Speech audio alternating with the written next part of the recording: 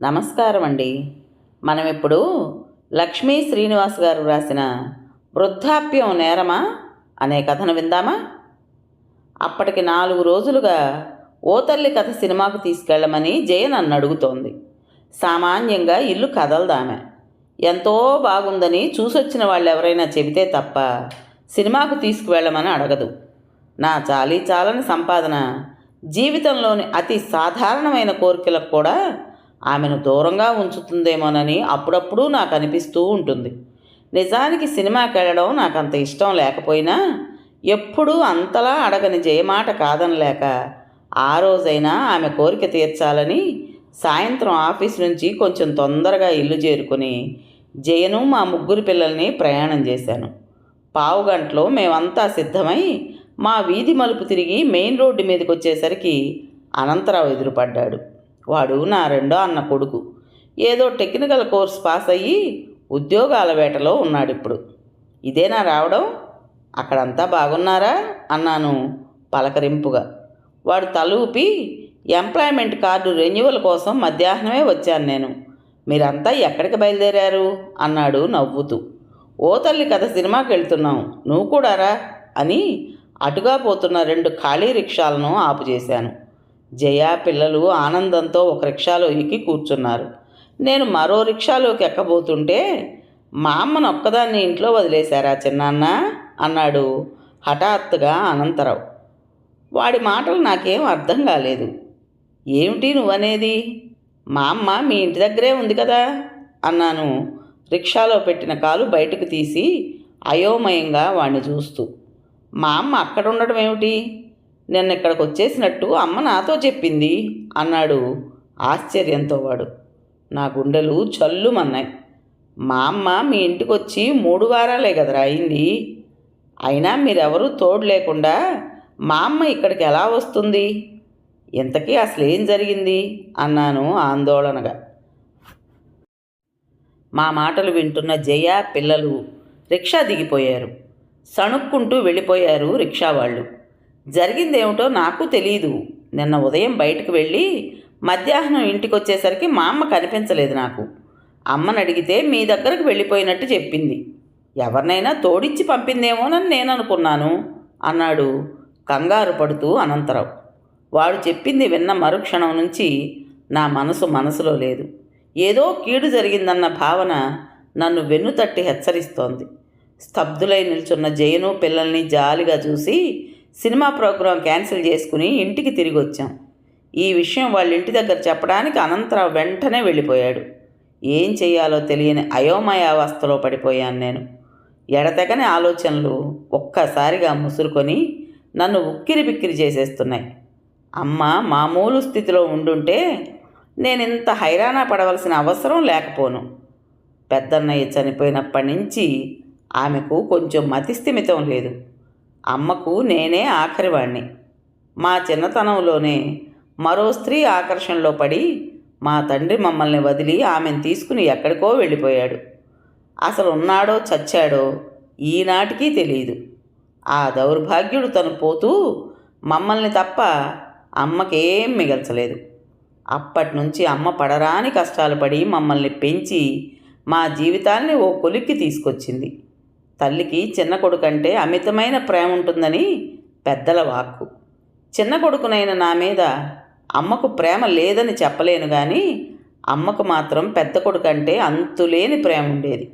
చిన్నతనంలోనే చదువుకు స్వస్తి చెప్పి కూలీ నాలీ చేస్తూ కొంతలో కొంత అమ్మకు సాయపడేవాడు అన్నయ్య. అలాగే తలదాచుకునేందుకు చిన్న ఇల్లు కూడా అమర్చగలిగింది అమ్మ.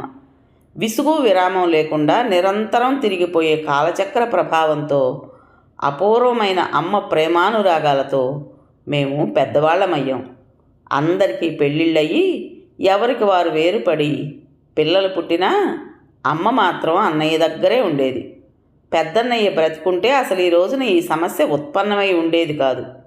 క్యాన్సర్ వ్యాధికి గురైన వదినకు ఆమె ఆరోగ్యం కోసం ఎంతో డబ్బు ఖర్చు చేస్తూ తన 4 పిల్లలతో పాటు అమ్మను తనే చూసేవాడు అన్నయ్య.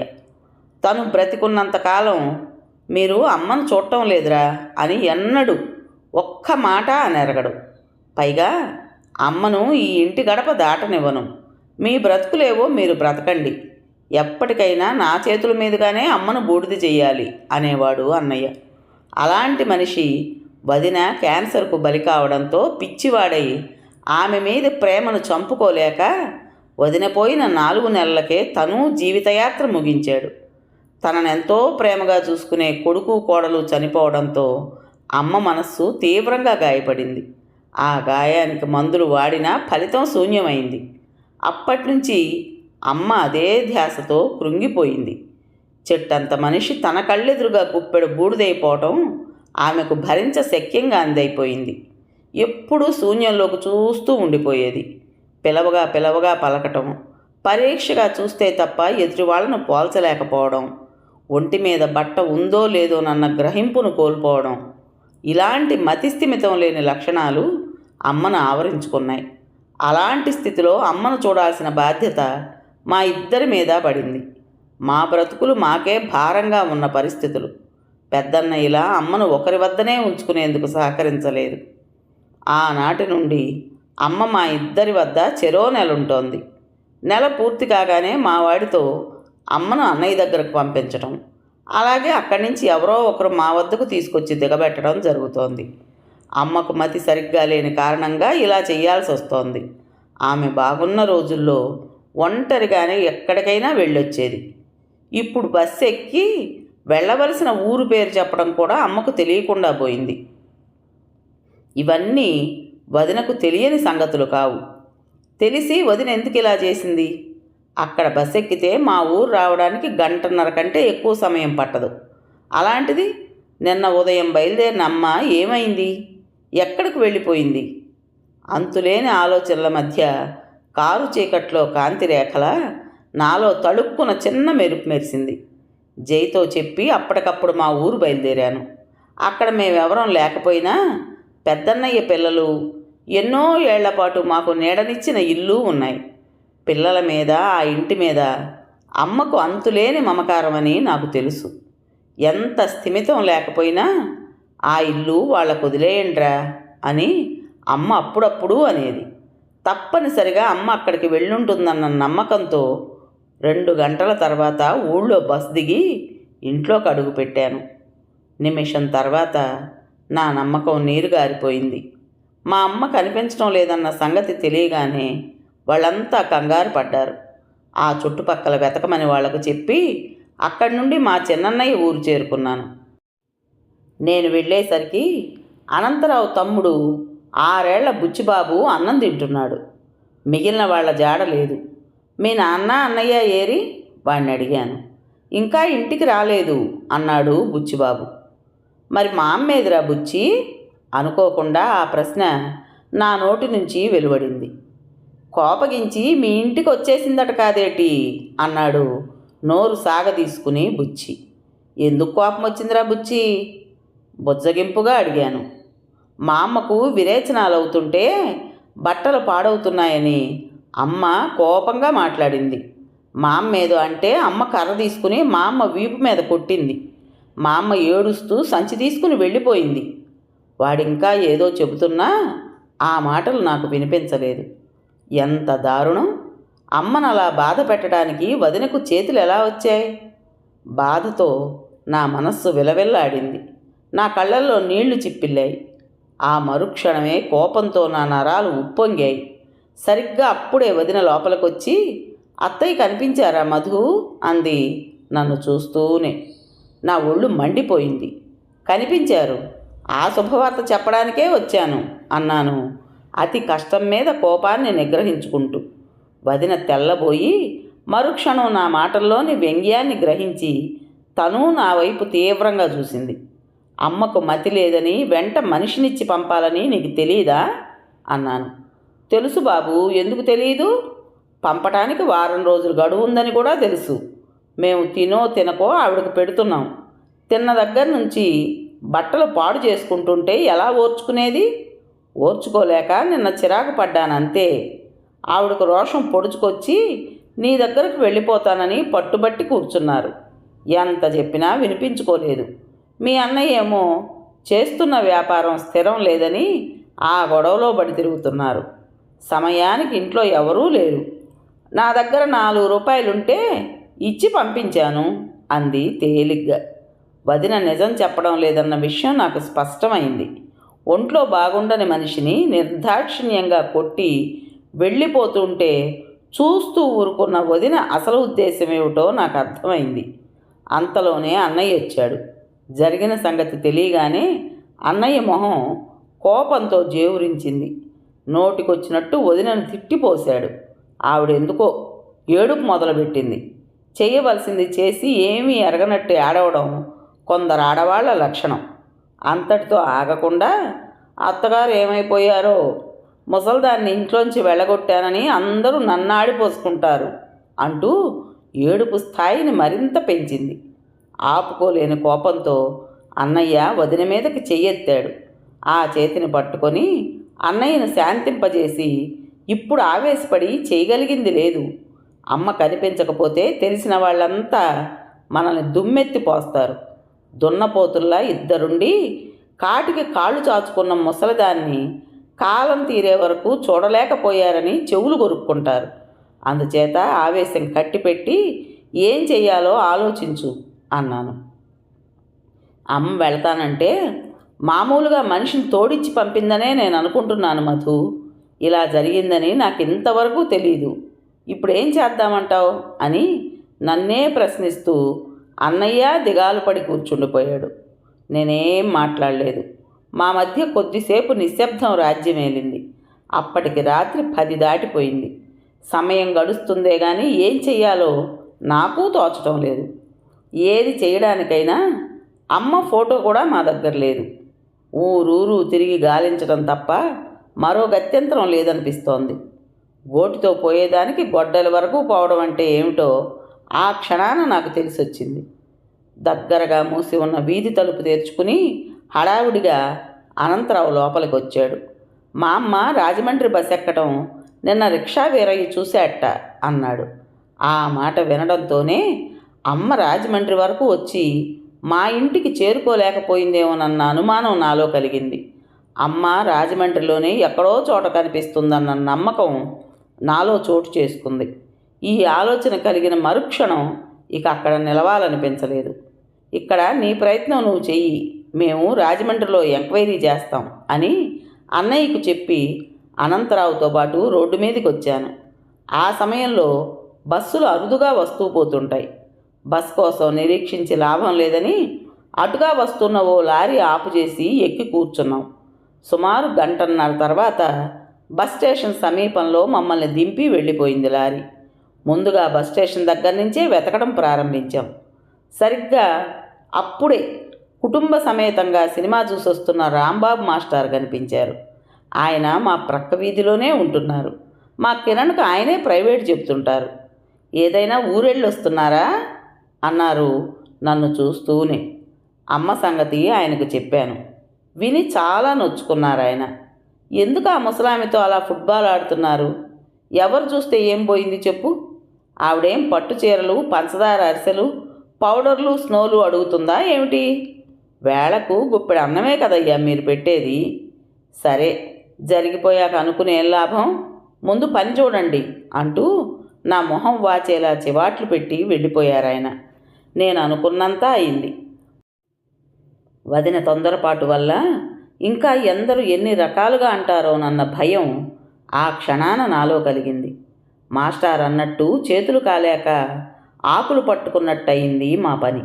ఆ చుట్టుపక్కల ప్రాంతాలన్నీ ఉదయం 10 గంటల వరకు గాలించినా అమ్మ కనిపించలేదు.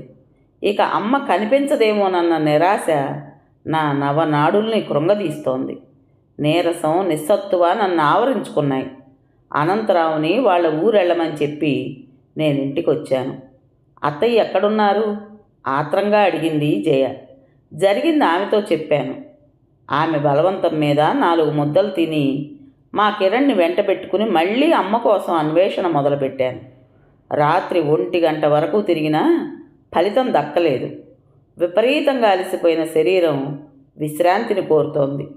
తిరుగు ముఖం పట్టి రైల్వే స్టేషన్ దగ్గరకు వచ్చేసరికి రైలు కింద పడి ఎవరో చచ్చిపోయారని చెప్పుకుంటున్నారు అక్కడ. ఆ మాట వినడంతోనే భయాందోళనలతో నా శరీరం వణికిపోయింది. శిలలా అలాగే నిలబడిపోయాను. కొన్ని క్షణాల అనంతరం తేరుకొని ఎవరు ఏమిటని విచారిస్తే చచ్చిపోయింది ఒక వృద్ధుడని, అతడికి 4 కొడుకులని తెలిసింది. 4 కొడుకులున్న ఆ ముసలివాడికి ఇలాంటి చావు రావాల్సింది కాదని అక్కడంతా అనుకుంటుంటే సిగ్గుతో కుచించుకుపోతూ ఇల్లు చేరుకున్నాను. కిరణ్ పడుకున్నాడు వచ్చిన వెంటనే అలసటతో. నేను కూడా పడుకున్నానన్న మాటే గాని నాలో దుఃఖం ఆగడం లేదు.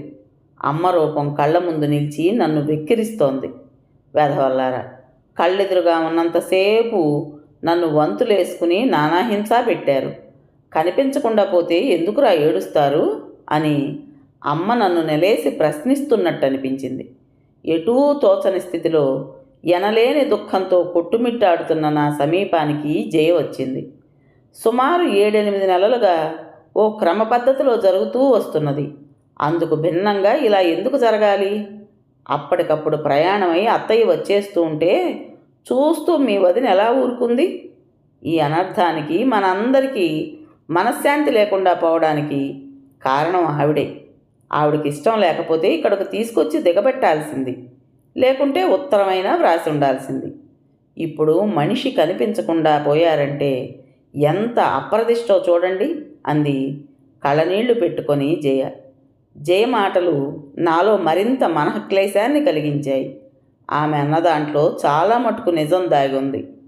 నిన్నటికి నిన్ననేగాక ఇంతకు ముందు కూడా వదిన అమ్మను శారీరకంగా హింసించుంటుంది. మతిస్థిమితం లేనంతలో మనిషి కోపం చచ్చిపోదు. ఇదివరలో 4-5 సార్లు మధు, నేనిక అక్కడికి వెళ్ళనురా, నీ దగ్గరే ఉండిపోతాను అన్న అమ్మ మాటలు ఆకస్మికంగా నాకు జ్ఞప్తికొచ్చాయి. ఆ మాటలకు అర్థం నాకు ఇప్పుడు బోధపడింది. బోధపడినా బాధపడినా ఇప్పుడు అమ్మ లేదు, కనిపించటం లేదు.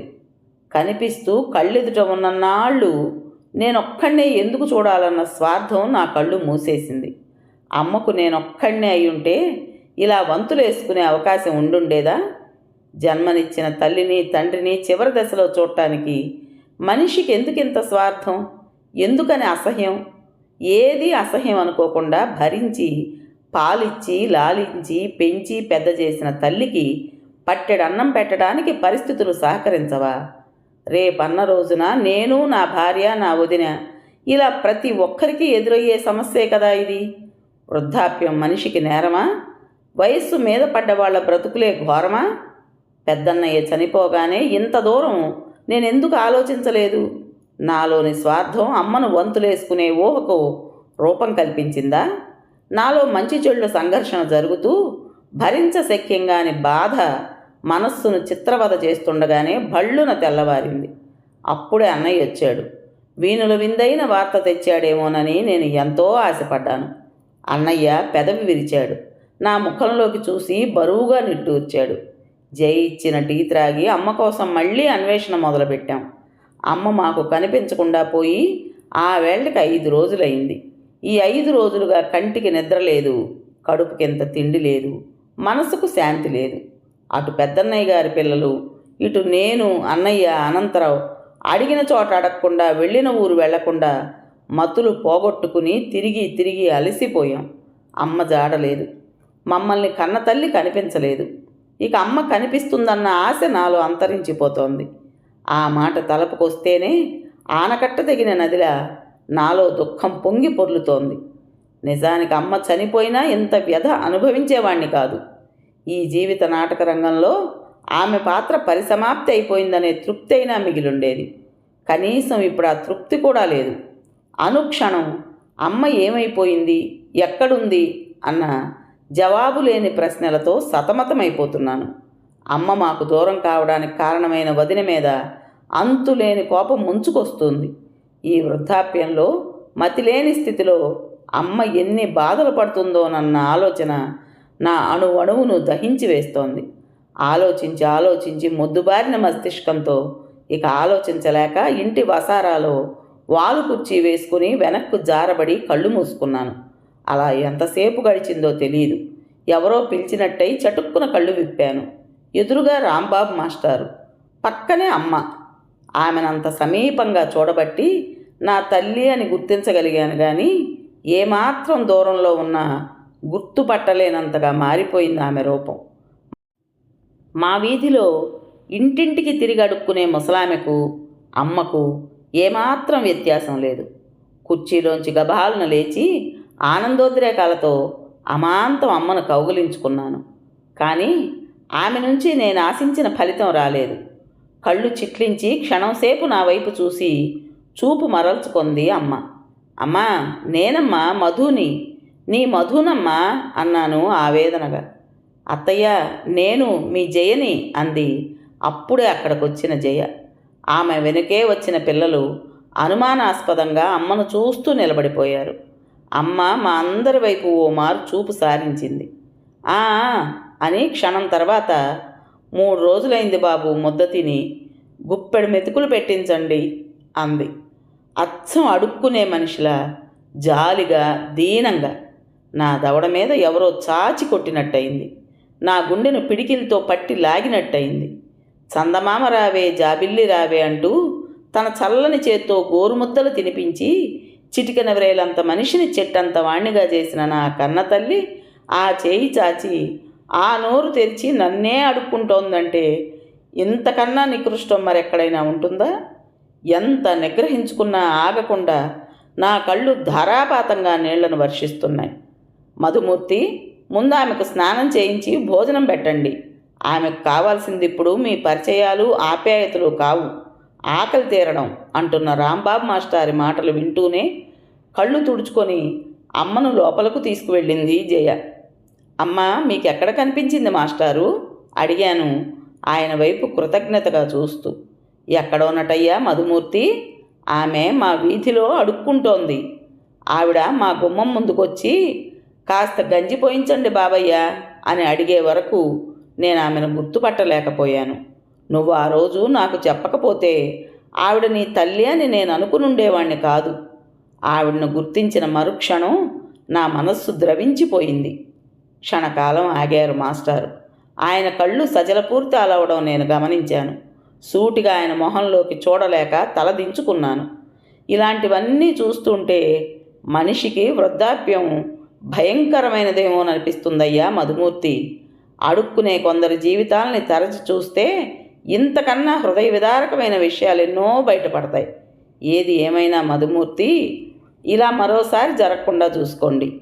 చెబితే మీకు కోపం రావచ్చునేమో కానీ వయస్సు పైబడ్డ వాళ్లను ఈ భూమి మీద అప్పుడే కళ్ళు తెరిచిన పసిపాపల్లా చూసుకోవాలి. వృద్ధాప్యం మనిషికి నేరం కాదయ్యా, అది బ్రతికే ప్రతి మనిషికి తప్పనిది, తప్పించుకోలేనిదిను.